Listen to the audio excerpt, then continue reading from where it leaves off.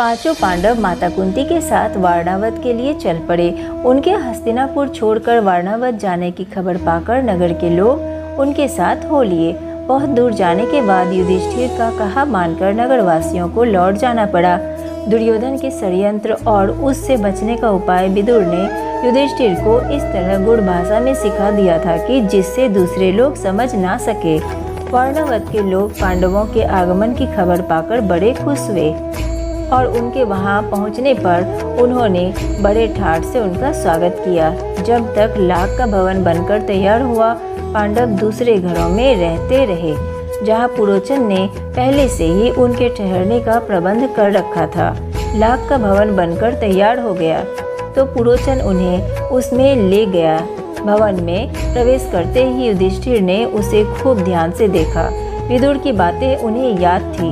ध्यान से देखने पर युधिष्ठिर को पता चल गया कि यह घर जल्दी आग लगने वाली चीज़ों से बना हुआ है। युधिष्ठिर ने भीम को भी यह भेद बता दिया, पर साथ ही उसे सावधान करते हुए कहा, यद्यपि यह साफ मालूम हो गया है कि यह स्थान खतरनाक है, फिर भी हमें विचलित नहीं होना चाहिए। पुरोचन को इस बात का जरा भी पता ना लगे कि उसके षड्यंत्र का भेद हम पर खुल गया है। मौका पाकर हमें यहाँ से निकल भागना होगा, पर अभी हमें जल्दी से ऐसा कोई काम नहीं करना चाहिए जिससे शत्रु के मन में जरा भी संदेह पैदा होने की संभावना हो। युधिष्ठिर की इस सलाह को भीमसेन सहित सब भाइयों तथा कुंती ने मान लिया। वे उसी लाख के भवन में रहने लगे। इतने में विदुर का भेजा हुआ एक सुरंग बनाने वाला कारीगर वारणावत नगर में आ पहुंचा।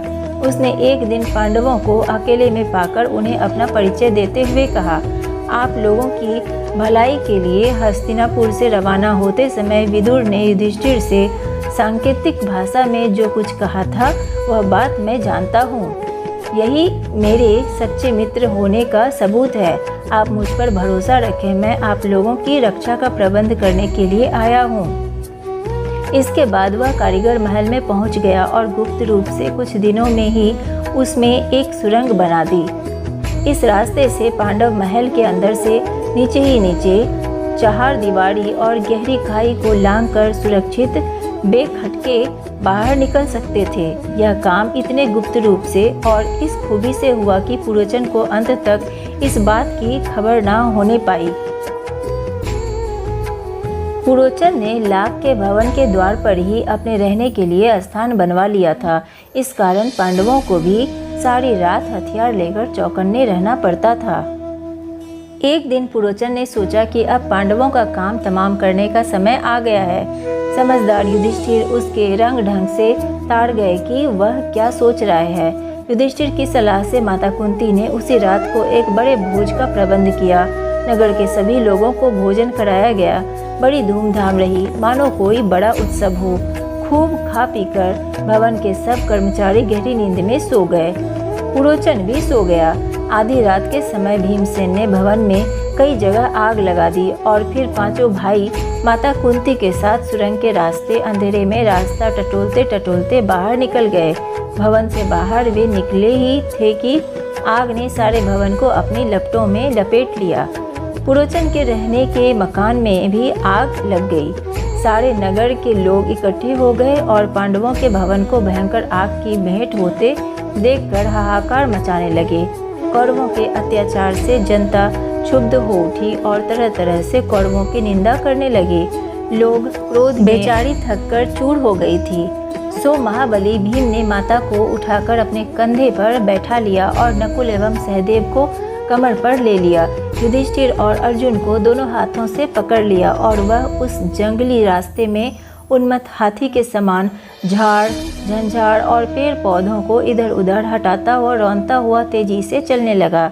जब वे सब गंगा के किनारे पहुँचे तो वहाँ विदुर की भेजी हुई एक नाव मिली। युधिष्ठिर ने मल्लाह से सांकेतिक प्रश्न करके जांच लिया कि वह मित्र है।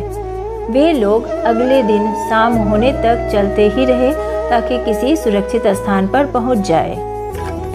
सूरज डूब गया और रात हो चली थी। चारों तरफ अंधेरा छा गया। कुंती और पांडव एक तो थकावट के मारे चूर हो गए थे, ऊपर से प्यास और नींद भी उन्हें सताने लगी। चक्कर सा आने लगा। एक पग भी आगे बढ़ना असंभव हो गया। भीम के सिवाय और सब भाई वहीं जमीन पर बैठ गए। कुंती से तो बैठा भी नहीं गया।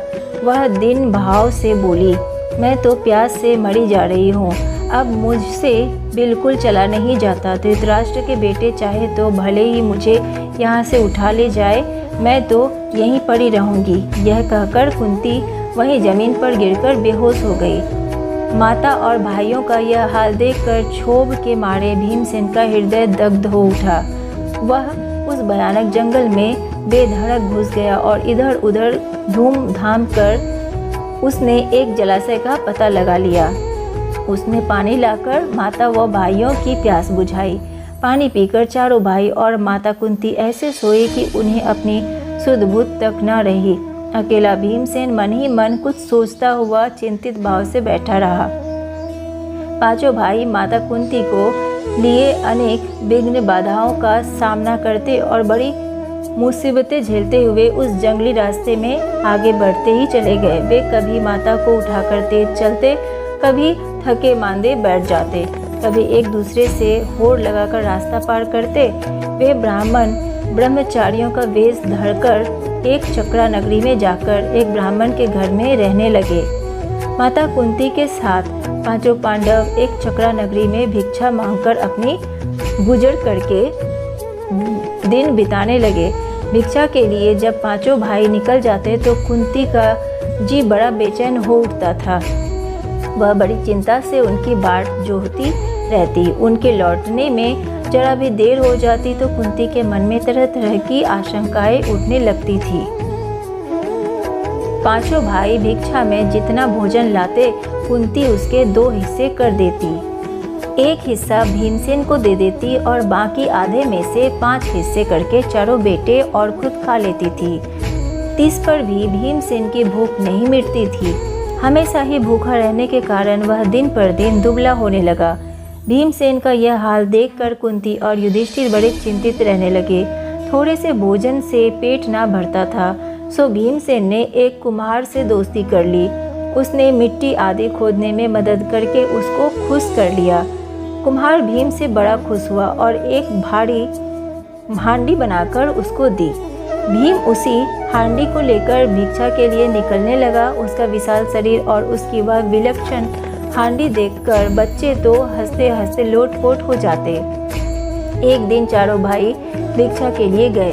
अकेला भीमसेन ही माता कुंती के साथ घर पर रहा। इतने में ब्राह्मण के घर के भीतर से बिलक बिलक कर रोने की आवाज़ आई। अंदर जाकर देखा कि ब्राह्मण और उसकी पत्नी आंखों में आंसू भरे सिसकियां लेते हुए एक दूसरे से बातें कर रहे हैं। ब्राह्मण बड़े दुखी हृदय से अपनी पत्नी से कह रहा था, कितनी ही बार मैंने तुम्हें समझाया कि इस अंधेर नगरी को छोड़कर कहीं और चले जाएं, पर तुम नहीं मानी। यही हट करती रही कि यह मेरे बाप दादा का गांव है, यहीं रहूंगी। बोलो अब क्या कहती हो? अपनी बेटी की भी बलि कैसे चढ़ा दूं और पुत्र को कैसे काल कवलित होने दूं? यदि मैं शरीर त्यागता हूँ तो फिर इन अनाथ बच्चों का भरण पोषण कौन करेगा? हाय, मैं अब क्या करूँ? और कुछ करने से तो अच्छा उपाय यह है कि सभी एक साथ मौत को गले लगा लें, यही अच्छा होगा। कहते कहते ब्राह्मण सिसक सिसक कर रो पड़ा। ब्राह्मण की पत्नी रोती रोती बोली, प्राणनाथ, मुझे मरने का कोई दुख नहीं है। मेरी मृत्यु के बाद आप चाहे तो दूसरी पत्नी ला सकते हैं। अब मुझे प्रसन्नतापूर्वक आज्ञा दें ताकि मैं राक्षस का भोजन बन सकूं। पत्नी की ये व्यथा भरी बातें सुनकर ब्राह्मण से ना रहा गया। वह बोला, प्रिय, मुझसे बड़ा दुरात्मा और पापी कौन होगा जो तुम्हें राक्षस की बलि चढ़ा दे और खुद जीवित रहे। माता पिता को इस तरह बातें करते देख ब्राह्मण की बेटी से ना रहा गया। उसने करुण स्वर में कहा, पिताजी, अच्छा तो यह है कि राक्षस के पास आप मुझे भेज दें। सबको इस तरह रोते देखकर ब्राह्मण का नन्हा सा बालक पास में पड़ी हुई सूखी लकड़ी हाथ में लेकर घुमाता हुआ बोला, उस राक्षस को तो मैं ही इस लकड़ी से इस तरह जोर से मार डालूंगा। कुंती खड़ी खड़ी यह सब देख रही थी। अपनी बात कहने का उसने ठीक मौका देखा। वह बोली, हे ब्राह्मण, क्या आप कृपा करके मुझे बता सकते हैं कि आप लोगों के इस असमय दुख का कारण क्या है? जिस समय पांडव एक चक्रा नगरी में ब्राह्मणों के वेश में जीवन बिता रहे थे, उन्हीं दिनों पांचाल नरेश के कन्या द्रौपदी के स्वयंवर की तैयारियां होने लगी। एक चक्रा नगरी के ब्राह्मणों के झुंड पांचाल देश के लिए रवाना हुए। पांडव भी उनके साथ ही हो लिए। पांचों भाई माता कुंती के साथ किसी कुम्हार की झोपड़ी में आ टिके। पांचाल देश में भी पांडव ब्राह्मण वेश ही धारण किए रहे, इस कारण कोई उनको पहचान न सका। स्वयंवर मंडप में एक बृहदाकार धनुष रखा हुआ था, जिसकी डोरी तारों की बनी हुई थी। ऊपर काफी ऊंचाई पर एक सोने की मछली टंगी हुई थी। उसके नीचे एक चमकदार यंत्र बड़े वेग से घूम रहा था। राजा द्रुपद ने घोषणा की थी कि जो राजकुमार पानी में प्रतिबिंब देखकर उस भारी धनुष से तीर चलाकर ऊपर टंगे हुए निशाने मछली को गिरा देगा, उसी को द्रौपदी वरमाला पहनाएगी। इस स्वयंवर के लिए दूर दूर से अनेक वीर आए हुए थे। मंडप में सैकड़ों राजा इकट्ठे हुए थे, जिसमें धृतराष्ट्र के 100 बेटे अंग, नरेश, कर्ण, श्री कृष्ण, शिशुपाल, जरासंध आदि भी शामिल हुए थे। दर्शकों की भी भारी भीड़ थी। राजकुमार धृष्टद्युम्न घोड़े पर सवार होकर आगे आया। उसके पीछे हाथी पर सवार द्रौपदी आई। हाथ में फूलों का हार लिए हुए राजकन्या हाथी से उतरी और सभा में पदार्पण किया। राजकुमार धृष्टद्युम्न अपनी बहन का हाथ पकड़कर उसे मंडप के बीच में ले गया। इसके बाद एक एक करके राजकुमार उठते और धनुष पर डोरी चढ़ाते, हारते और अपमानित होकर लौट जाते। कितने ही सुप्रसिद्ध वीरों को इस तरह मुर्की खानी पड़ी। शिशुपाल, जरासंध, शल्य व दुर्योधन जैसे पराक्रमी राजकुमार तक असफल हो गए। जब कर्ण की बारी आई तो सभा में एक लहर सी दौड़ गई। सबने सोचा अंग, नरेश जरूर सफल हो जाएंगे। कर्ण ने धनुष उठाकर खड़ा कर दिया और तान कर प्रत्यंचा भी चढ़ानी शुरू कर दी। डोरी के चढ़ाने में अभी बाल भर की ही कसर रह गई थी कि इतने में धनुष का डंडा उसके हाथ से छूट गया तथा उछलकर उसके मुंह पर लगा।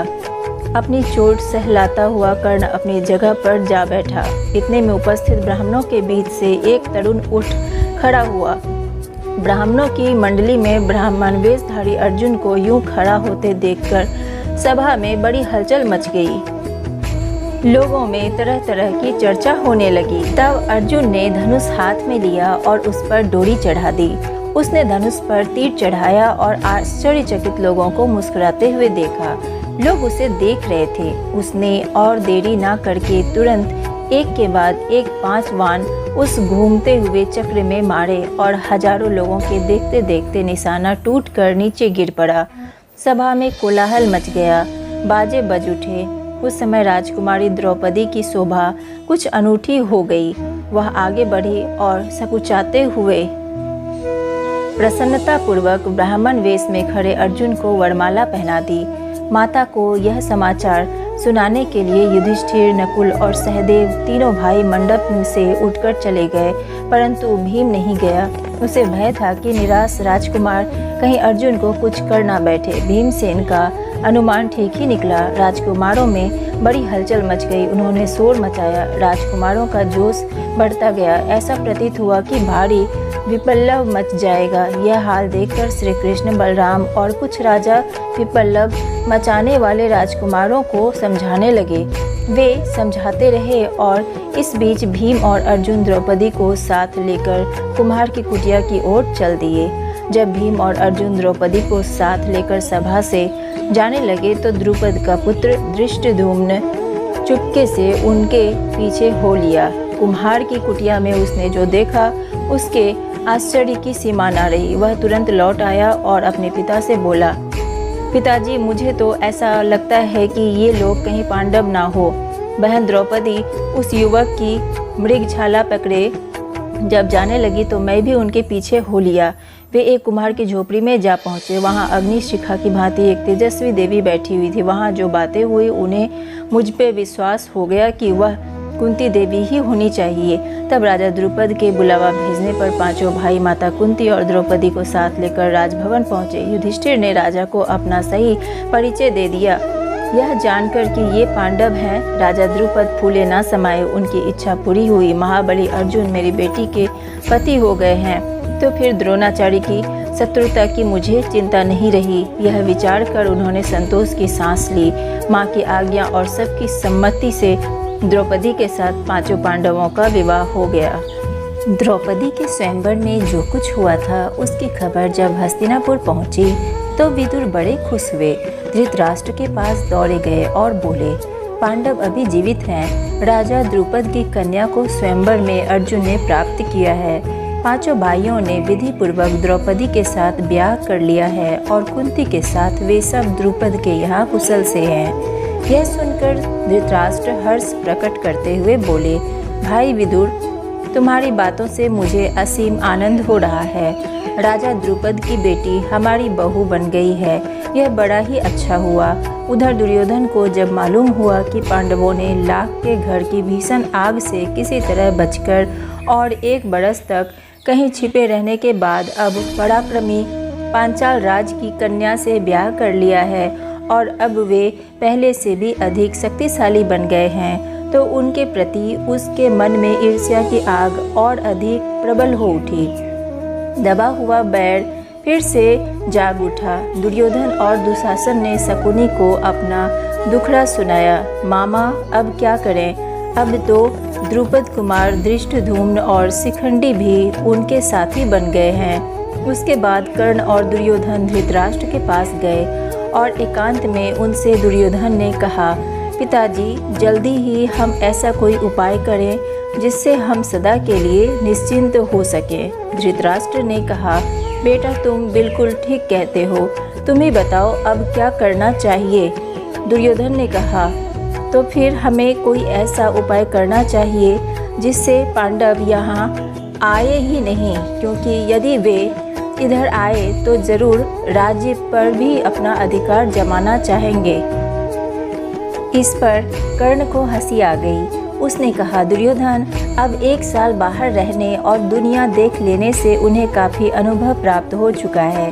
एक शक्ति संपन्न राजा के यहाँ उन्होंने शरण ली है, जिस पर उनके प्रति तुम्हारा वैर भाव उनसे छिपा नहीं है। इसलिए छल प्रपंच से अब काम नहीं बनेगा। आपस में फूट डालकर भी उनको हराना संभव नहीं। राजा द्रुपद धन के प्रलोभन में पड़ने वाले व्यक्ति भी नहीं हैं। लालच देकर उनको अपने पक्ष में करने का विचार बेकार है। पांडवों का साथ वे कभी नहीं छोड़ेंगे। द्रौपदी के मन में पांडवों के प्रति घृणा पैदा हो ही नहीं सकती। ऐसे विचार की ओर ध्यान देना भी ठीक नहीं है। हमारे पास केवल एक ही उपाय रह गया है, और वह है कि पांडवों की ताकत बढ़ने से पहले उन पर हमला कर दिया जाए। कर्ण तथा अपने बेटों के परस्पर विरोधी बातें सुनकर धृतराष्ट्र इस बारे में कोई निर्णय नहीं ले सके। वे पितामह भीष्म तथा आचार्य द्रोण को बुलाकर उनसे सलाह मशवरा करने लगे। पांडु पुत्रों के जीवित रहने की खबर पाकर पितामह भीष्म के मन में भी आनंद की लहरें उठ रही थी। भीष्म ने कहा, बेटा, वीर पांडवों के साथ संधि करके आधा राज्य उन्हें दे देना ही उचित है। आचार्य द्रोण ने भी यही सलाह दी। अंग नरेश कर्ण भी इस अवसर पर धृतराष्ट्र के दरबार में उपस्थित था। पांडवों को आधा राज्य देने की सलाह उसे बिल्कुल अच्छी ना लगी। दुर्योधन के प्रति कर्ण के हृदय में अपार स्नेह था। इस कारण द्रोणाचार्य की सलाह सुनकर उसके क्रोध की सीमा न रही। वह धृतराष्ट्र से बोला, राजन, मुझे यह देखकर बड़ा आश्चर्य हो रहा है कि आचार्य द्रोण भी आपको ऐसी कुमंत्रणा देते हैं। राजन, शासकों का कर्तव्य है कि मंत्रणा देने वालों की नीयत को पहले परख लें, फिर उनकी मंत्रणा पर ध्यान दें। कर्ण की इन बातों से द्रोणाचार्य क्रोधित हो गरज कर बोले, दुष्ट कर्ण, तुम राजा को गलत रास्ता बता रहे हो। यह निश्चित है कि यदि राजा धृतराष्ट्र ने मेरी तथा पितामह भीष्म की सलाह ना मानी और तुम जैसों की सलाह पर चले तो फिर कौरवों का नाश होने वाला है। इसके बाद धृतराष्ट्र ने धर्मात्मा विदुर से सलाह ली। विदुर ने कहा, हमारे कुल के नायक भीष्म तथा आचार्य द्रोण ने जो बताया है वही श्रेष्ठकर है। कर्ण की सलाह किसी काम की नहीं है। अंत में सब सोच विचार कर धृतराष्ट्र ने पांडु के पुत्रों को आधा राज्य देकर संधि कर लेने का निश्चय किया और पांडवों को द्रौपदी तथा कुंती सहित सादर लिवा लाने के लिए विदुर को पांचाल देश भेजा। विदुर पांचाल देश को रवाना हो गए। पांचाल देश में पहुंचकर विदुर ने राजा द्रुपद को अमूल्य उपहार भेंट करके उनका सम्मान किया और राजा धृतराष्ट्र की तरफ से अनुरोध किया कि पांडवों को द्रौपदी सहित हस्तिनापुर जाने की अनुमति दें। विदुर का अनुरोध सुनकर राजा द्रुपद के मन में शंका हुई। उनको धृतराष्ट्र पर विश्वास न हुआ। सिर्फ इतना कह दिया कि पांडवों की जैसी इच्छा हो वही करना ठीक होगा।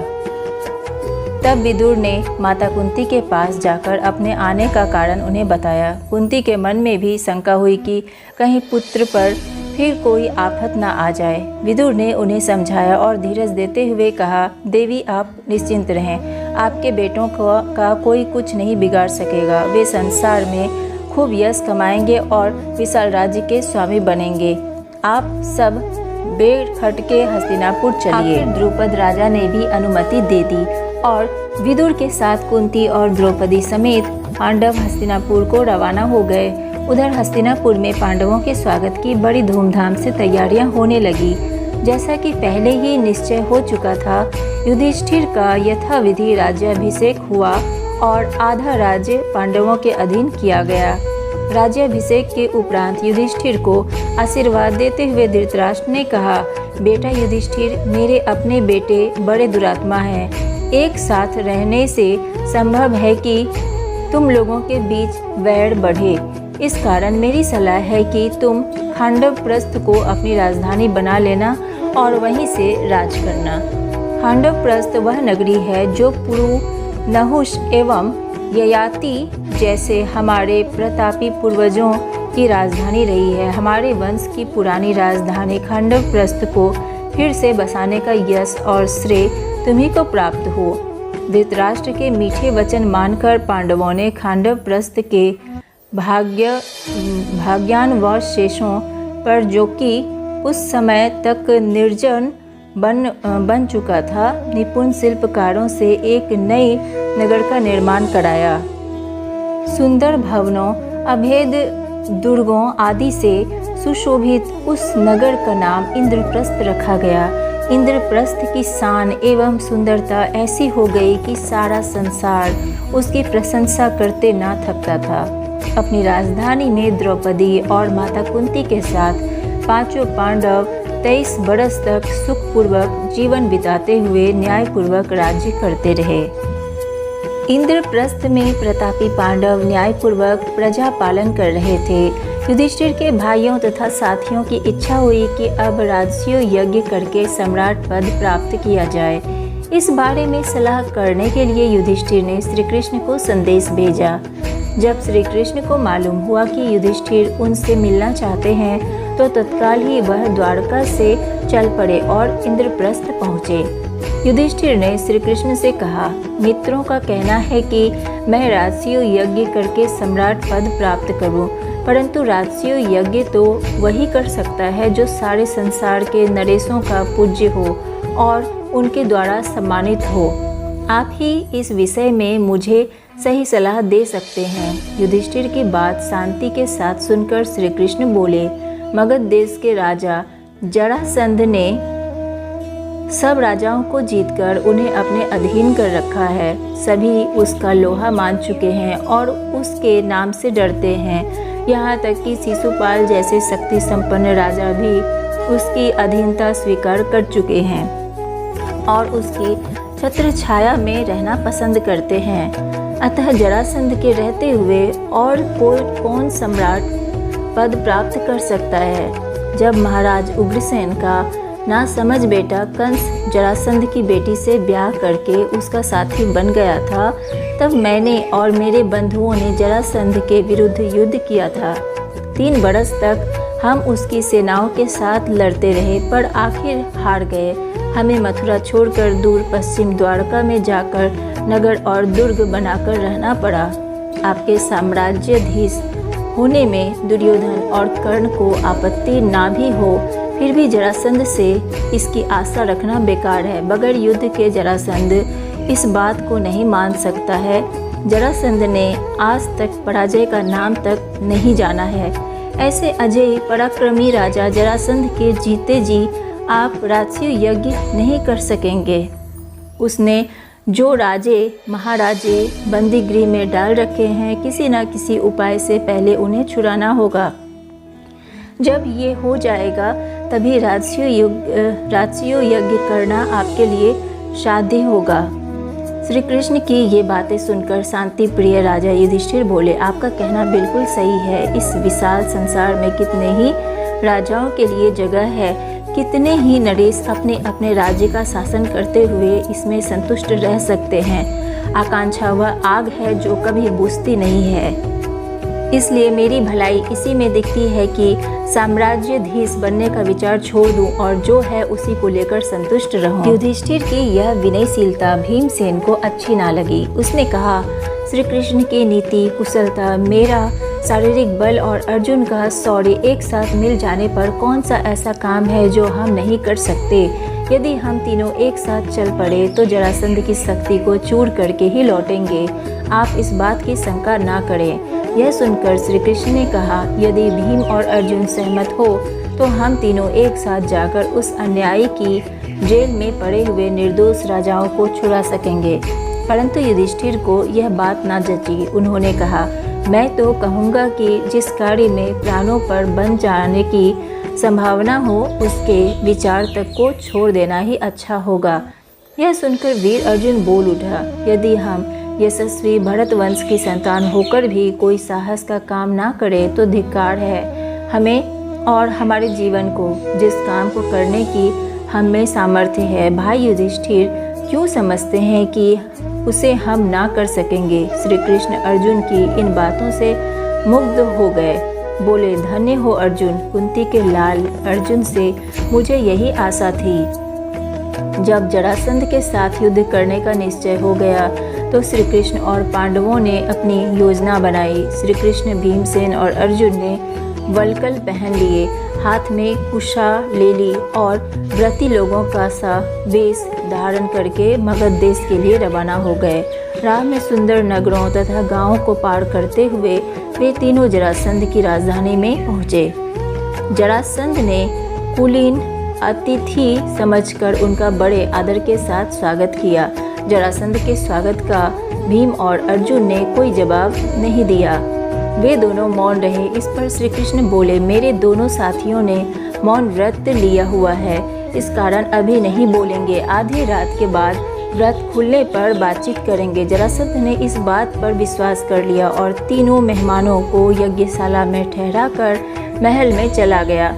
कोई भी ब्राह्मण अतिथि जरासंध के यहाँ आता तो उनकी इच्छा तथा सुविधा के अनुसार बातें करना व उनका सत्कार करना जरासंध का नियम था। इसके अनुसार आधी रात के बाद जरासंध अतिथियों से मिलने गया, लेकिन अतिथियों के रंग ढंग देखकर मगध नरेश के मन में कुछ शंका हुई। राजा जरासंध ने कड़क कर पूछा, सच सच बताओ, तुम लोग कौन हो? ब्राह्मण तो नहीं दिखाई देते। इस पर तीनों ने सही हाल बता दिया और कहा, हम तुम्हारे शत्रु हैं, तुमसे अभी द्वंद्व युद्ध करना चाहते हैं। हम तीनों में से किसी एक से जिससे तुम्हारी इच्छा हो लड़ सकते हो, हम सभी इसके लिए तैयार हैं। तभी भीमसेन और जरासंध में कुश्ती शुरू हो गई। दोनों वीर एक दूसरे को पकड़ते, मारते और उठाते हुए लड़ने लगे। इस प्रकार पल भर भी विश्राम किए बगैर वे 13 दिन और 13 रात लगातार लड़ते रहे। 14वें दिन जरासंध थक कर जरा देर को रुक गया, पर ठीक मौका देखकर श्री कृष्ण ने भीम को इशारे से समझाया और भीमसेन ने फौरन जरासंध को उठाकर चारों ओर घुमाया और उसे जमीन पर जोर से पटक दिया। इस प्रकार अजय जरासंध का अंत हो गया। श्री कृष्ण और दोनों पांडवों ने उन सब राजाओं को छुड़ा दिया जिनको जरासंध ने बंदीगृह में डाल रखा था, और जरासंध के पुत्र सहदेव को मगध की राजगद्दी पर बैठाकर इंद्रप्रस्थ लौट आए। इसके बाद पांडवों ने विजय यात्रा की और सारे देश को महाराज युधिष्ठिर की अधीनता में ले आए। जरासंध के वध के बाद पांडवों ने राजसूय यज्ञ किया। इसमें समस्त भारत के राजा आए हुए थे।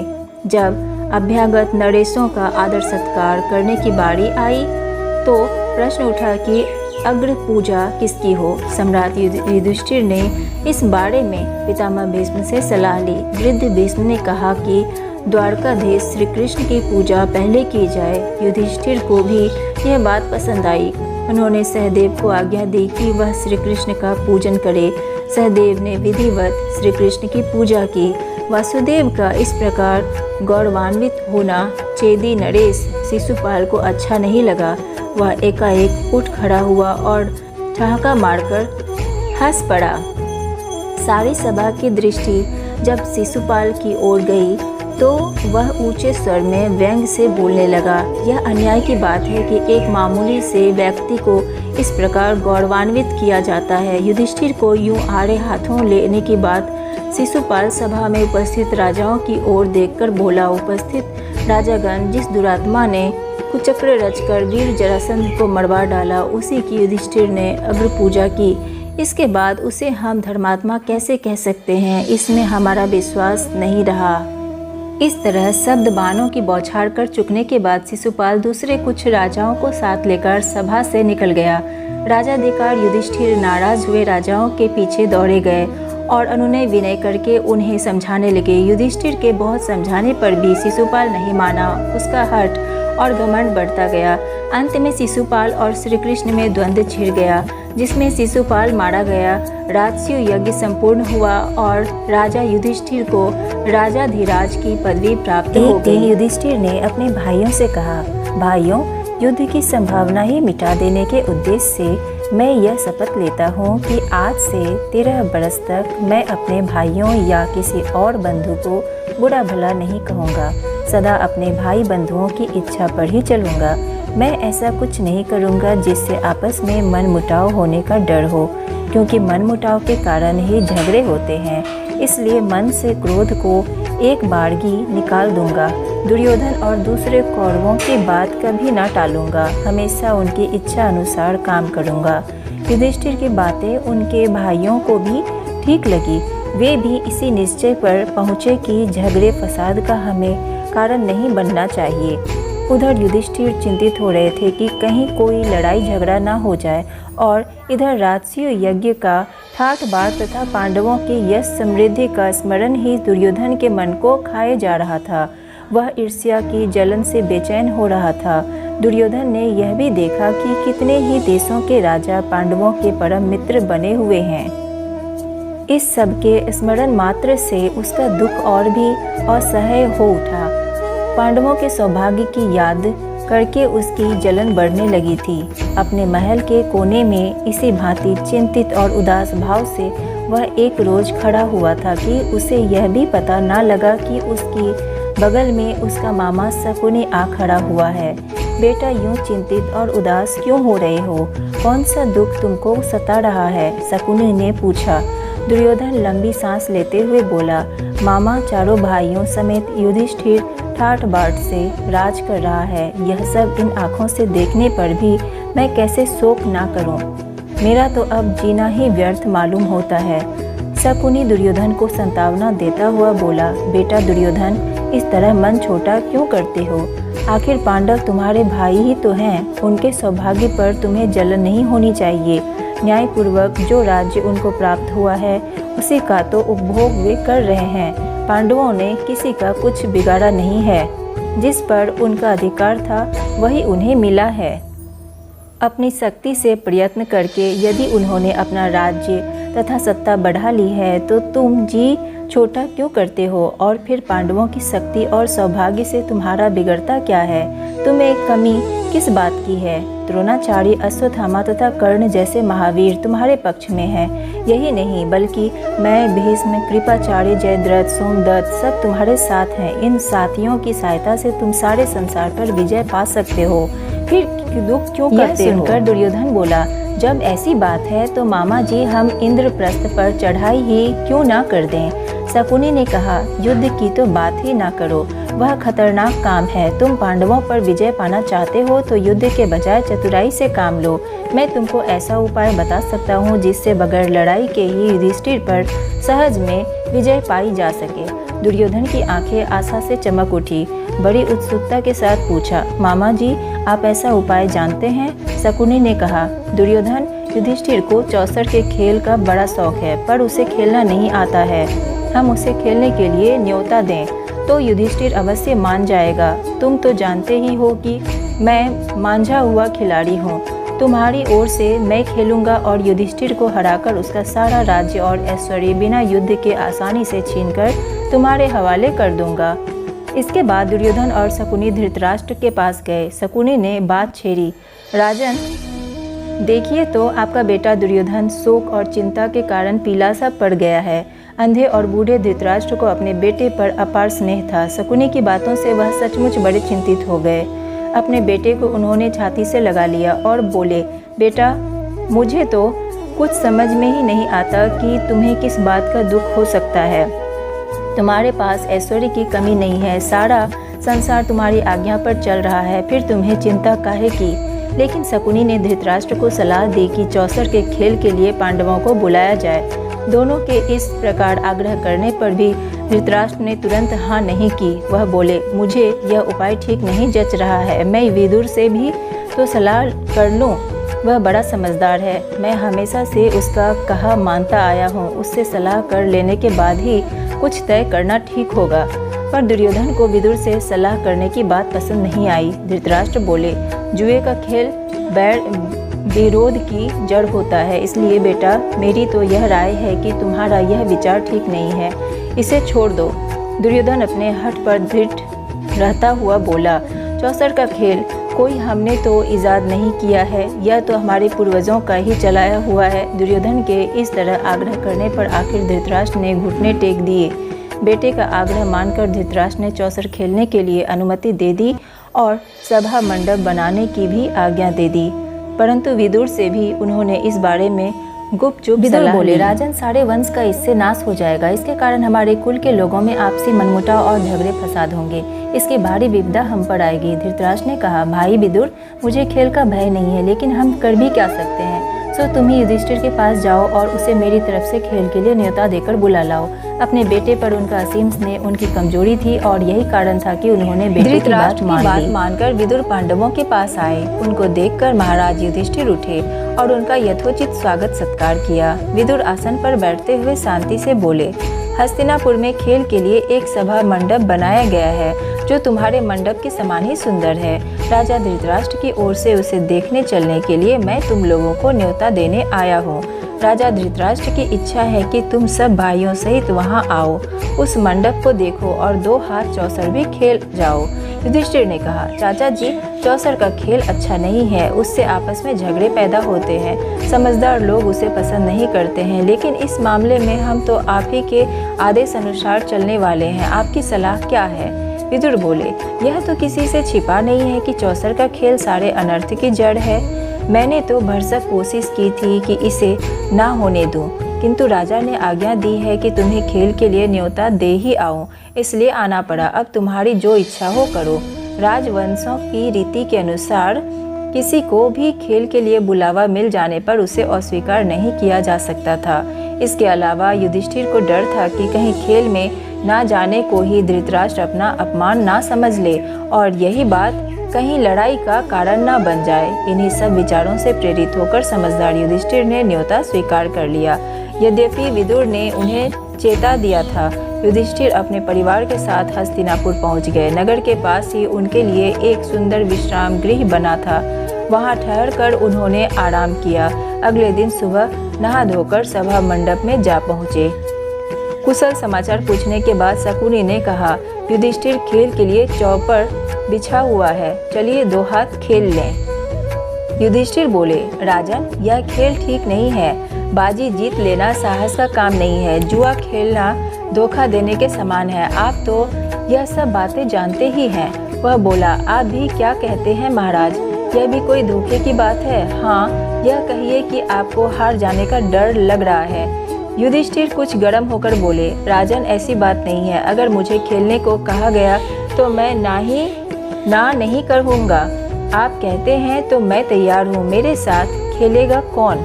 दुर्योधन तुरंत बोल उठा, मेरी जगह खेलेंगे तो मामा शकुनी, किंतु दाव लगाने के लिए जो धन रत्नादि चाहिए वह मैं दूंगा।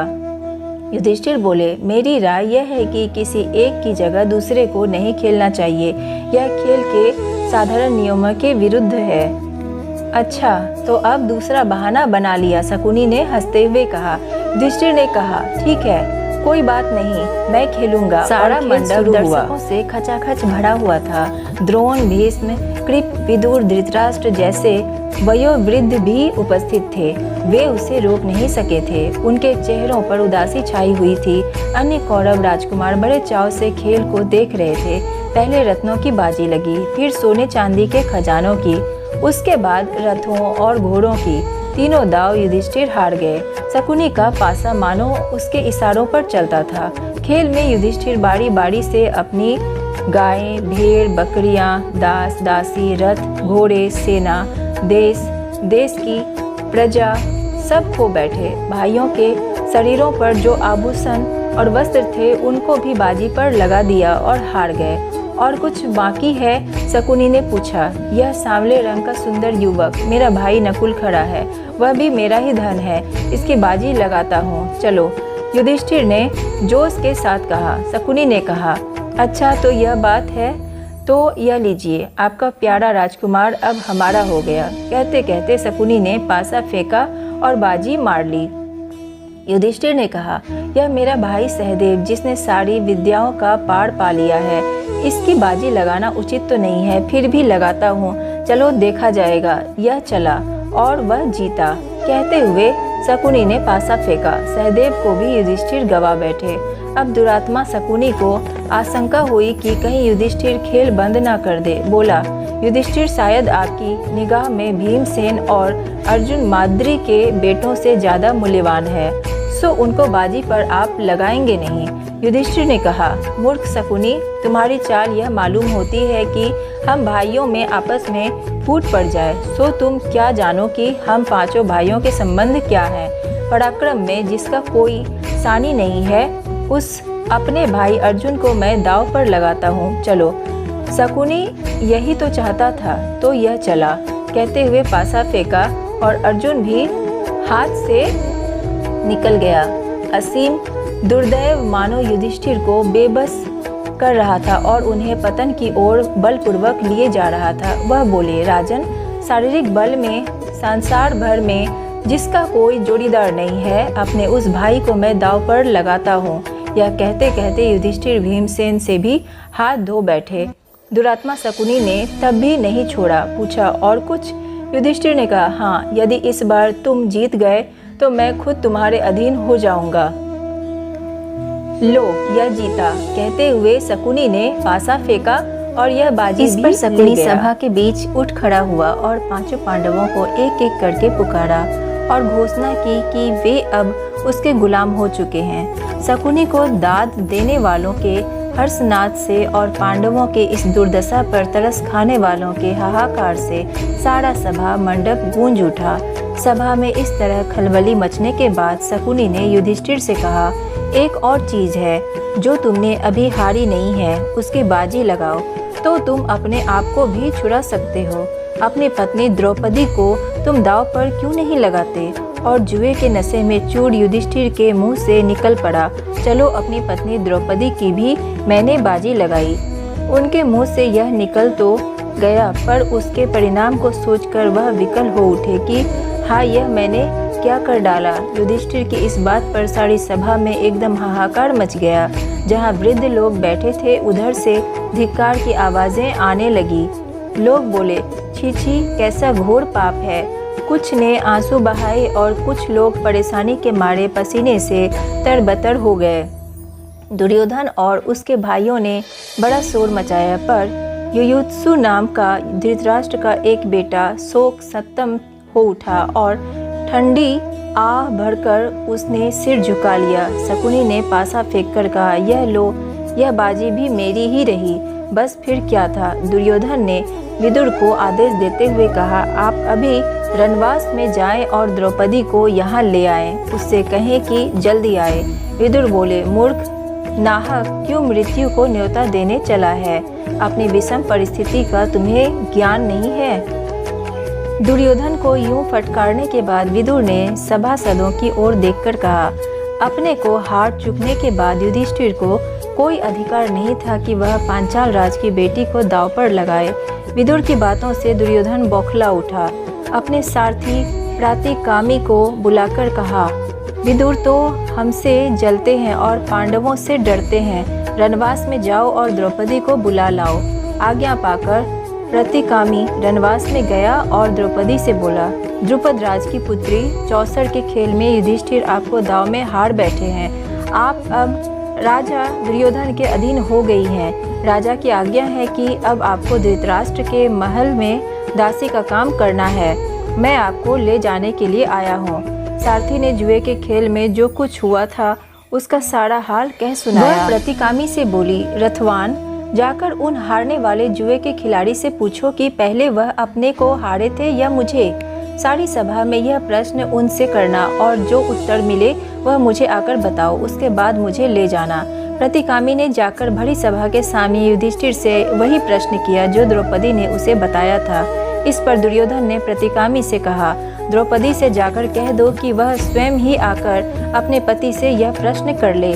प्रतिकामी दोबारा रनवास में गया और द्रौपदी के आगे झुककर बड़ी नम्रता से बोला, देवी, दुर्योधन की आज्ञा है कि आप सभा में आकर स्वयं ही युधिष्ठिर से प्रश्न कर लें। द्रौपदी ने कहा, नहीं, मैं वहां नहीं जाऊंगी। अगर युधिष्ठिर जवाब नहीं देते तो सभा में जो सज्जन विद्यमान हैं उन सबको तुम मेरा प्रश्न जाकर सुनाओ और उसका उत्तर आकर मुझे बताओ। प्रतिकामी लौटकर फिर सभा में गया और सभासदों को द्रौपदी का प्रश्न सुनाया। यह सुनकर दुर्योधन झल्ला उठा। अपने भाई दुशासन से बोला, दुशासन, यह सारथी भीमसेन से डरता मालूम होता है। तुम ही जाकर उस घमंडी औरत को ले आओ। दुरात्मा दुशासन के लिए इससे अच्छी बात और क्या हो सकती थी। उसने द्रौपदी के गूथे हुए बाल बिखेर डाले, गहने तोड़ फोड़ दिए और उसके बाल पकड़कर बलपूर्वक घसीटता हुआ सभा की ओर ले जाने लगा। द्रौपदी विकल हो उठी। द्रौपदी की ऐसी दीन अवस्था देखकर धृतराष्ट्र के एक बेटे विकर्ण को बड़ा दुख हुआ। उससे नहीं रहा गया। वह बोला, उपस्थित वीरों, सुनिए, चौसर के खेल के लिए युधिष्ठिर को धोखे से बुलावा दिया गया था। वह धोखा खाकर इस जाल में फंस गए और अपनी स्त्री तक की बाजी लगा दी। यह सारा कार्य न्यायोचित नहीं है। दूसरी बात यह है कि द्रौपदी अकेले युधिष्ठिर की ही पत्नी नहीं है बल्कि पांचों पांडवों की पत्नी है। इसलिए उसको दांव पर लगाने का अकेले युधिष्ठिर को कोई हक नहीं था।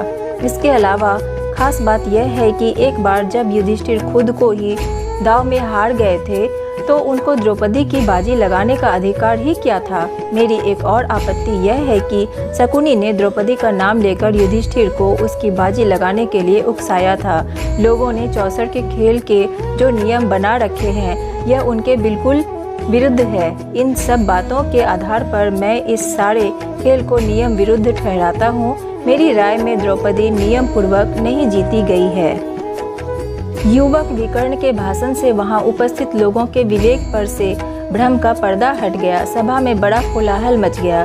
यह सब देखकर कर्ण उठ खड़ा हुआ और क्रुद्ध होकर बोला, विकर्ण, अभी तुम बच्चे हो। सभा में इतने बड़े बूढ़ों के होते हुए तुम कैसे बोल पड़े? तुम्हें यहाँ बोलने और तर्क वितर्क करने का कोई अधिकार नहीं है। यह देखकर दुशासन द्रौपदी के पास गया और उसका वस्त्र पकड़कर खींचने लगा। ज्यों-ज्यों वह खींचता गया त्यों-त्यों वस्त्र भी बढ़ता गया। अंत में खींचते खींचते दुशासन की दोनों भुजाएं थक गई। हाँफता हुआ वह थकान से चूर होकर बैठ गया। सभा के लोगों में कपकपी सी फैल गई और धीमे स्वर में बातें होने लगी। इतने में भीमसेन उठा। उसके होठ मारे क्रोध के फड़क रहे थे। ऊंचे स्वर में उसने यह भयानक प्रतिज्ञा की, उपस्थित सज्जनों, मैं शपथ खाकर कहता हूँ कि जब तक भरत वंश पर बट्टा लगाने वाले इस दुरात्मा दुशासन की छाती चीर ना लूंगा तब तक इस संसार को छोड़कर नहीं जाऊंगा। भीमसेन की इस प्रतिज्ञा को सुनकर उपस्थित लोगों के हृदय भय के मारे थर्रा उठे। इन सब लक्षणों से धृतराष्ट्र ने समझ लिया कि यह सब ठीक नहीं हुआ है। उन्होंने अनुभव किया कि जो कुछ हो चुका है उसका परिणाम शुभ नहीं होगा। यह उनके पुत्रों और कुल के विनाश का कारण बन जाएगा। उन्होंने परिस्थिति को संभालने के इरादे से द्रौपदी को बड़े प्रेम से अपने पास बुलाया और शांत किया तथा संतावना दी। उसके बाद वह युधिष्ठिर की ओर मुड़कर बोले, युधिष्ठिर, तुम तो अज्ञात शत्रु हो, उदार हृदय के भी हो। दुर्योधन की इस कुचाल को क्षमा करो और इन बातों को मन से निकाल दो और भूल जाओ। अपना राज्य तथा संपत्ति आदि सब ले जाओ और इंद्रप्रस्थ जाकर सुखपूर्वक रहो। धृतराष्ट्र की इन मीठी बातों को सुनकर पांडवों के दिल शांत हो गए और यथोचित अभिवाद नादि के उपरांत द्रौपदी और कुंती सहित सब पांडव इंद्रप्रस्थ के लिए विदा हो गए। पांडवों के विदा हो जाने के बाद कौरवों में बड़ी हलचल मच गई। पांडवों के इस प्रकार अपने पंजे से साफ निकल जाने के कारण कौरव बड़ा क्रोध प्रदर्शन करने लगे और दुशासन और तथा शकुनी के उकसाने पर दुर्योधन पुनः अपने पिता धृतराष्ट्र के सिर के पास पर सवार हो गया और पांडवों को खेल के लिए एक बार और बुलाने को उनको राजी कर लिया। युधिष्ठिर को खेल के लिए बुलाने को फिर दूत भेजा गया। पिछली घटना के कारण दुखी होते हुए भी युधिष्ठिर को यह निमंत्रण स्वीकार करना पड़ा। युधिष्ठिर हस्तिनापुर लौटे और शकुनी के साथ फिर चौपड़ खेला। इस बार खेल में यह शर्त थी कि हारा हुआ दल अपने भाइयों के साथ 12 वर्ष तक वनवास करेगा तथा उसके उपरांत 1 वर्ष अज्ञातवास में रहेगा। यदि इस 1 वर्ष में उनका पता चल जाएगा तो उन सबको 12 वर्ष का वनवास फिर से भोगना होगा। इस बार भी युधिष्ठिर हार गए और पांडव अपने किए वादे के अनुसार वन में चले गए। द्रौपदी को साथ लेकर पांडव वन की ओर जाने लगे थे तो धृतराष्ट्र ने विदुर को बुला भेजा और पूछा, विदुर, पांडु के बेटे और द्रौपदी कैसे जा रहे हैं? मैं कुछ देख नहीं सकता हूँ, तुम ही बताओ कैसे जा रहे हैं वे? विदुर ने कहा, कुंती पुत्र युधिष्ठिर कपड़े से चेहरा ढककर जा रहे हैं। भीमसेन अपनी दोनों भुजाओं को निहारता, अर्जुन हाथ में कुछ बालू लिए उसे बिखेरता, नकुल और सहदेव सारे शरीर पर धूल रमाए हुए क्रमशः युधिष्ठिर के पीछे पीछे जा रहे हैं। द्रौपदी ने बिखरे हुए केसों से सारा मुख ढक लिया है और आंसू बहाती हुई युधिष्ठिर का अनुसरण कर रही है। यह सुनकर धृतराष्ट्र की आशंका और चिंता पहले से भी अधिक प्रबल हो उठी। विदुर बार बार धृतराष्ट्र से आग्रह करते थे कि आप पांडवों के साथ संधि कर लें। विदुर अक्सर इसी भांति धृतराष्ट्र को उपदेश दिया करते थे। विदुर की बुद्धिमत्ता का धृतराष्ट्र पर भारी प्रभाव था, इसलिए शुरू में वह विदुर की बातें सुन लिया करते थे, परंतु बार बार विदुर की ऐसी ही बातें सुनते सुनते वह उब गए। एक दिन विदुर से फिर वही बात छेड़ी तो धृतराष्ट्र झुंझलाकर बोले, विदुर, मुझे अब तुम्हारी सलाह की जरूरत नहीं है। अगर चाहो तो तुम भी पांडवों के पास चले जाओ। धृतराष्ट्र यह कहकर बड़े क्रोध के साथ विदुर के उत्तर की प्रतीक्षा किए बिना अंतःपुर में चले गए। विदुर ने मन में कहा कि अब इस वंश का सर्वनाश निश्चित है। उन्होंने तुरंत अपना रथ जुतवाया और उस पर चढ़कर जंगल में उस ओर तेजी से चल पड़े जहाँ पांडव अपने वनवास का काल व्यतीत कर रहे थे। विदुर के चले जाने पर धृतराष्ट्र और भी चिंतित हो गए। वह सोचने लगे कि मैंने यह क्या कर दिया, विदुर को भगाकर मैंने भारी भूल कर दी। यह सोचकर धृतराष्ट्र ने संजय को बुलाया और कहा, संजय, मैंने अपने प्रिय विदुर को बहुत बुरा भला कह दिया था। इससे गुस्सा होकर वह वन में चला गया है। तुम जाकर उसे किसी तरह समझा बुझा कर मेरे पास वापस ले आओ। धृतराष्ट्र की बात मानकर संजय जंगल में पांडवों के आश्रम में जा पहुँचे। संजय ने विदुर से बड़ी विनम्रता के साथ कहा, धृतराष्ट्र अपनी भूल पर पछता रहे हैं। आप यदि वापस नहीं लौटेंगे तो वह अपने प्राण छोड़ देंगे। कृपया अभी लौट चलिए। यह बात सुनकर विदुर युधिष्ठिर आदि से विदा लेकर हस्तिनापुर के लिए चल पड़े। हस्तिनापुर पहुंचकर जब धृतराष्ट्र के सामने गए तो धृतराष्ट्र ने उन्हें बड़े प्रेम से गले लगा लिया और गदगद स्वर में बोले, निर्दोष विदुर, मैं उतावली में जो बुरा भला कह बैठा उसका बुरा मत मानना और मुझे क्षमा कर देना। एक बार महर्षि मैत्रेयी धृतराष्ट्र के दरबार में पधारे। राजा ने उनका समुचित आदर सत्कार करके प्रसन्न किया। फिर महर्षि से हाथ जोड़कर पूछा, कुरु जांगल के वन में आपने मेरे प्यारे पुत्र वीर पांडवों को तो देखा होगा, वे कुशल से तो हैं? महर्षि मैत्रेयी ने कहा, राजन, काम्यक वन में संयोग से युधिष्ठिर से मेरी भेंट हो गई थी। वन के दूसरे ऋषि मुनि भी उनसे मिलने उनके आश्रम में आए थे। हस्तिनापुर में जो कुछ हुआ था उसका सारा हाल उन्होंने मुझे बताया था। यही कारण है कि मैं आपके यहाँ आया हूँ। आपके और भीष्म के रहते ऐसा नहीं होना चाहिए था। इस अवसर पर दुर्योधन भी सभा में मौजूद था। मुनि ने उसकी ओर देखकर कहा, राजकुमार, तुम्हारी भलाई के लिए कहता हूँ, सुनो। पांडवों को धोखा देने का विचार छोड़ दो, उनसे वैर मूल मत मिलो, उनके साथ संधि कर लो, इसी में तुम्हारी भलाई है। ऋषि ने यूं मीठी बातों से दुर्योधन को समझाया, पर जिद्दी व नासमझ दुर्योधन ने उसकी ओर देखा तक नहीं। वह कुछ बोला भी नहीं, बल्कि अपनी जांघ पर हाथ ठोकता और पैर के अंगूठे से जमीन कुदेरता मुस्कुराता हुआ खड़ा रहा।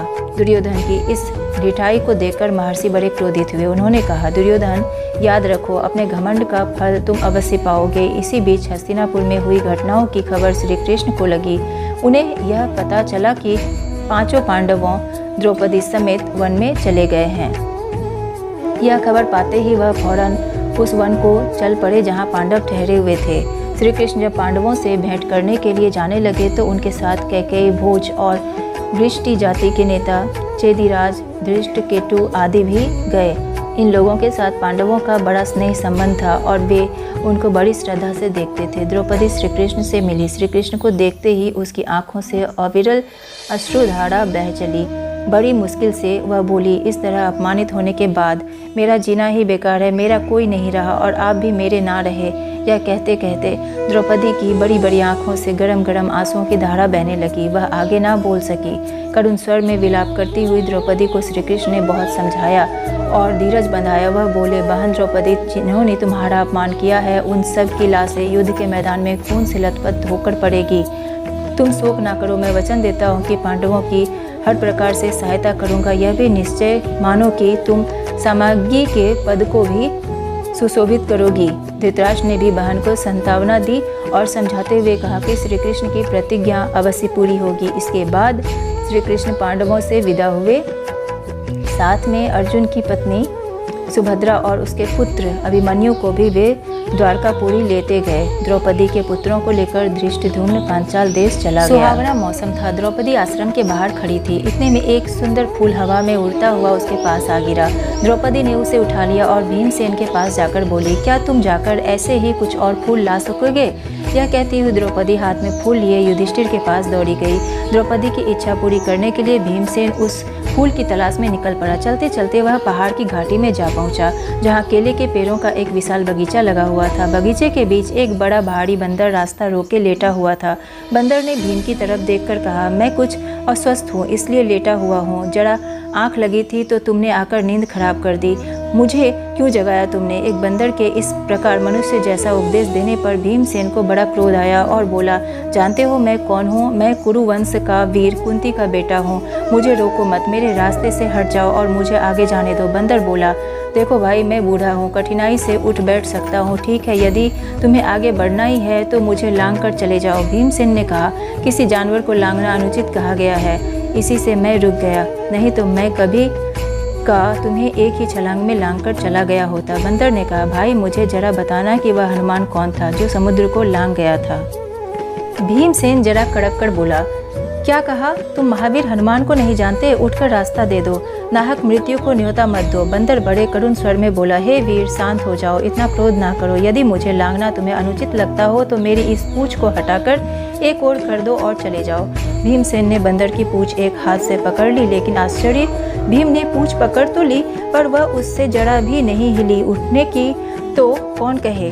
उसे बड़ा ताज्जुब होने लगा कि यह बात क्या है। उसने दोनों हाथों से पूंछ पकड़कर खूब जोर लगाया, किंतु पूंछ वैसी की वैसी ही धरी रही।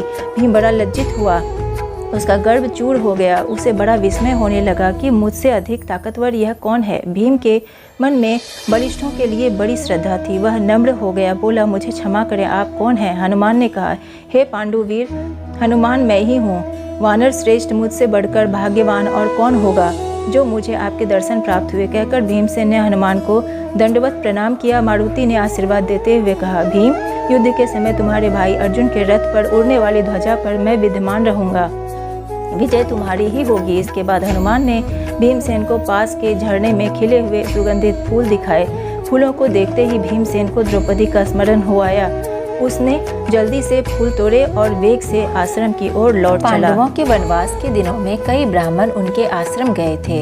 वहां से लौटकर वे हस्तिनापुर पहुंचे और धृतराष्ट्र को पांडवों के हालचाल सुनाए।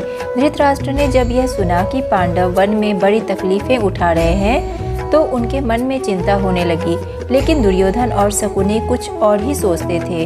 कर्ण और शकुनी दुर्योधन की चापलूसी किया करते थे, किंतु दुर्योधन को भला इतने से संतोष कहाँ होता। वह कर्ण से कहता, कर्ण, मैं तो चाहता हूँ कि पांडवों को मुसीबतों में पड़े हुए अपनी आँखों से देखूं। इसलिए तुम और मामा शकुनी कुछ ऐसा उपाय करो कि वन में जाकर पांडवों को देखने की पिताजी से अनुमति मिल जाए। कर्ण बोला, द्वैतवन में कुछ बस्तियां हैं जो हमारे अधीन हैं। हर साल उन बस्तियों में जाकर चौपायों की गणना करना राजकुमारों का ही काम होता है। बहुत समय से यह प्रथा चली आ रही है, इसलिए उस बहाने हम पिताजी की अनुमति आसानी से प्राप्त कर सकते हैं। कर्ण अपनी बात पूरी तरह से कह भी ना पाया था कि दुर्योधन और शकुनी मारे खुशी के उछल पड़े। राजकुमारों ने भी धृतराष्ट्र से आग्रहपूर्वक प्रार्थना की कि वह इसकी अनुमति दे दे, किंतु धृतराष्ट्र ना माने। दुर्योधन ने विश्वास दिलाया कि पांडव जहाँ होंगे वहाँ वे सब नहीं जाएंगे और बड़ी सावधानी से काम लेंगे। विवश होकर धृतराष्ट्र ने अनुमति दे दी। एक बड़ी सेना को साथ लेकर कौरव द्वैतवन के लिए रवाना हुए। दुर्योधन और कर्ण फूले नहीं समाते थे। उन्होंने पहुँचने पर अपने डेरे ऐसे स्थान पर लगाए जहाँ से पांडवों का आश्रम 4 कोस की दूरी पर ही था। गंधर्वराज चित्रसेन भी अपने परिवार के साथ उसी जलाशय के तट पर डेरा डाले हुए था। दुर्योधन के अनुचर जलाशय के पास गए और किनारे पर तंबू गाड़ने लगे। इस पर गंधर्वराज के नौकर बहुत बिगड़े और दुर्योधन के अनुचरों की उन्होंने खूब खबर ली। वे कुछ ना कर सके और अपने प्राण लेकर भाग खड़े हुए। दुर्योधन को जब इस बात का पता चला तो उसके क्रोध की सीमा न रही। वह अपनी सेना लेकर तालाब की ओर बढ़ा। वहां पहुंचना था कि गंधर्वों और कौरवों की सेनाएं आपस में भिड़ गई। घोर संग्राम छिड़ गया। यहाँ तक कि कर्ण जैसे महारथियों के भी रथ और अस्त्र चूर चूर हो गए और वे उल्टे पांव भाग खड़े हुए। अकेला दुर्योधन लड़ाई के मैदान में अंत तक डटा रहा। गंधर्वराज चित्रसेन ने उसे पकड़ लिया, फिर रस्सी से बांधकर उसको अपने रथ पर बैठा लिया और शंख बजाकर विजय घोष किया। सुना कि दुर्योधन व उसके साथी अपमानित हुए हैं तो उसने गंभीर स्वर में कहा, भाई भीमसेन, ये हमारे ही कुटुंबी हैं। तुम अभी जाओ और किसी तरह अपने बंधुओं को गंधर्वों के बंधन से छुड़ा लाओ। युधिष्ठिर के आग्रह पर भीम और अर्जुन ने कौरवों की बिखरी हुई सेना को इकट्ठा किया और वे गंधर्वों पर टूट पड़े। अंततः गंधर्वराज ने कौरवों को बंधन मुक्त कर दिया। इस प्रकार अपमानित कौरव हस्तिनापुर लौट गए। पांडवों के वनवास के समय दुर्योधन की तो इच्छा राजसूय यज्ञ करने की थी, किंतु पंडितों ने कहा कि धृतराष्ट्र और युधिष्ठिर के रहते उसे राजसूय यज्ञ करने का अधिकार नहीं है। जब ब्राह्मणों की सलाह मानकर दुर्योधन ने वैष्णव नामक यज्ञ करके ही संतोष कर लिया। इसी समय की बात है कि महर्षि दुर्वासा अपने 10,000 शिष्यों को साथ लेकर दुर्योधन के राजभवन में पधारे। दुर्योधन के सत्कार से ऋषि बहुत प्रसन्न हुए और कहा, वत्स, कोई वर चाहो तो मांग लो। दुर्योधन बोला, मुनिवर, प्रार्थना यही है कि जैसे आपने शिष्यों समेत अतिथि बनकर मुझे अनुग्रहित किया है, वैसे ही वन में मेरे भाई पांडवों के यहाँ जाकर उनका भी सत्कार स्वीकार करें और फिर एक छोटी सी बात मेरे लिए करने की कृपा करें। वह यह कि आप अपने शिष्यों समेत ठीक ऐसे समय युधिष्ठिर के आश्रम में जाएं जब द्रौपदी पांडवों एवं उनके परिवार को भोजन करा चुकी हो और जब सभी लोग आराम से बैठे विश्राम कर रहे हो। उन्होंने दुर्योधन की प्रार्थना तुरंत मान ली। दुर्वासा ऋषि अपने शिष्यों के साथ युधिष्ठिर के आश्रम में जा पहुँचे।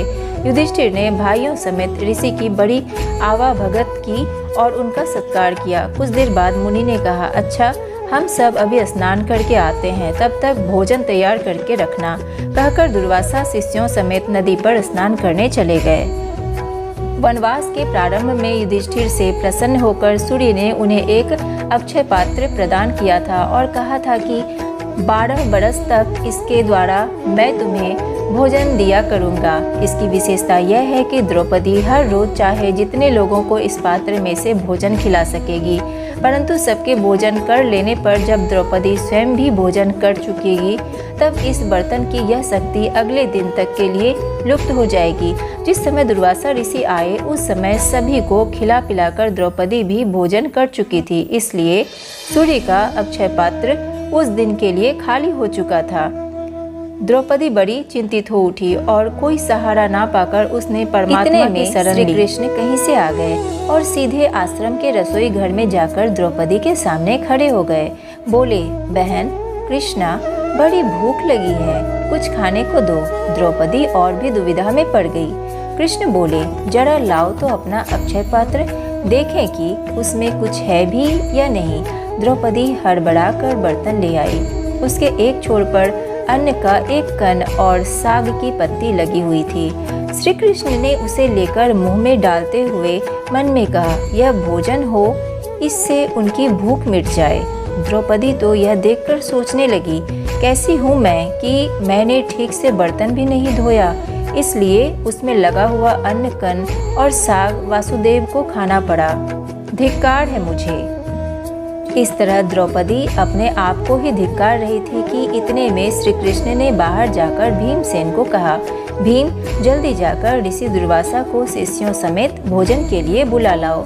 भीमसेन उस स्थान पर गया जहाँ दुर्वासा ऋषि शिष्यों समेत स्नान कर रहे थे।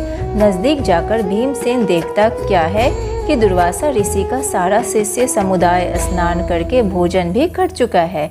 शिष्य दुर्वासा से कह रहे थे, गुरुदेव, युधिष्ठिर से हम व्यर्थ में कह आए कि भोजन तैयार करके रखें, हमारा तो पेट भरा हुआ है, हमसे उठा भी नहीं जाता। इस समय तो हमारी जरा भी खाने की इच्छा नहीं है। यह सुनकर दुर्वासा ने भीमसेन से कहा, हम सब तो भोजन कर चुके हैं, युधिष्ठिर से जाकर कहना कि असुविधा के लिए हमें क्षमा करें। यह कहकर ऋषि अपने शिष्यों सहित वहां से रवाना। पांडवों के वनवास की अवधि पूरी होने को ही थी। 12 बरस समाप्त होने में कुछ ही दिन रह गए थे। उन्हीं दिनों एक निर्धन ब्राह्मण की सहायता करते हुए पांचों भाई जंगल में काफी दूर निकल आए। वे थके हुए थे, सो जरा सुस्ताने लगे। युधिष्ठिर नकुल से बोला, भैया जरा उस पेड़ पर चढ़कर देखो तो सही कि कहीं कोई जलाशय या नदी दिखाई दे रही है। नकुल ने पेड़ पर चढ़कर देखा और उतरकर कहा कि कुछ दूरी पर ऐसे पौधे दिखाई दे रहे हैं जो पानी के नजदीक ही उगते हैं। आसपास कुछ बगुले भी बैठे हुए हैं, वहीं कहीं आसपास पानी अवश्य होना चाहिए। युधिष्ठिर ने कहा कि जाकर देखो और पानी मिले तो ले आओ। यह सुनकर नकुल तुरंत पानी लाने चल पड़ा। कुछ दूर चलने पर अनुमान के अनुसार नकुल को एक जलाशय मिला। उसने सोचा कि पहले तो मैं अपनी प्यास बुझा लूं और फिर तड़कस में पानी भरकर भाइयों के लिए ले जाऊंगा। यह सोचकर उसने दोनों हाथों की अंजलि में पानी लिया और पीना ही चाहता था कि इतने में आवाज आई, माद्री के पुत्र, दुस्साहस ना करो, यह जलाशय मेरे अधीन है, पहले मेरे प्रश्नों का उत्तर दो, फिर पानी पियो। पर उसे प्यास इतनी तेज लगी थी कि उस वाणी की परवाह ना करके उसने अंजलि से पानी पी लिया। पानी पीकर किनारे पर चढ़ते ही उसे कुछ चक्कर सा आया और वह गिर पड़ा। बड़ी देर तक नकुल के ना लौटने पर युधिष्ठिर चिंतित हो गए और उन्होंने सहदेव को भेजा। सहदेव जलाशय के नजदीक पहुंचा तो नकुल को जमीन पर पड़ा हुआ देखा, पर उससे भी प्यास इतनी तेज लगी थी कि वह कुछ ज्यादा सोच न सका। वह पानी पीने को ही था कि पहले जैसी वाणी उसे भी सुनाई दी। उसने वाणी की चेतावनी पर ध्यान न देते हुए पानी पी लिया और किनारे पर चढ़ते चढ़ते वह अचेत होकर नकुल के पास ही गिर पड़ा। जब सहदेव भी बहुत देर तक नहीं लौटा तो युधिष्ठिर घबराकर अर्जुन से बोले, जाकर देखो तो उनके साथ कोई दुर्घटना तो नहीं हो गई। अर्जुन बड़ी तेजी से चला। तालाब के किनारे पर दोनों भाइयों को उसने मृत पड़े हुए देखा तो वह चौंक उठा। वह नहीं समझ पाया कि इनकी मृत्यु का क्या कारण है। यह सोचते हुए अर्जुन भी पानी पीने के लिए जलाशय में उतरा कि तभी उसे भी वही वाणी सुनाई दी, अर्जुन, मेरे प्रश्नों का उत्तर देने के बाद ही प्यास बुझा सकते हो। यह तालाब मेरा है, मेरी बात नहीं मानोगे तो तुम्हारी भी वही गति होगी जो तुम्हारे 2 भाइयों की हुई है। अर्जुन यह सुनकर गुस्से से भर गया। उसने वान छोड़ने शुरू कर दिए। जिधर से आवाज सुनाई दी थी उसी ओर निशाना लगाकर वह तीर चलाता रहा, किंतु उन वानों का कोई असर नहीं हुआ।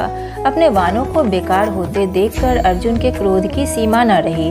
उसने सोचा, पहले अपनी प्यास तो बुझा ही लो, फिर लड़ लिया जाएगा। यह सोचकर अर्जुन ने जलाशय में उतरकर पानी पी लिया और किनारे आते आते चारों खाने चित्त होकर गिर पड़ा।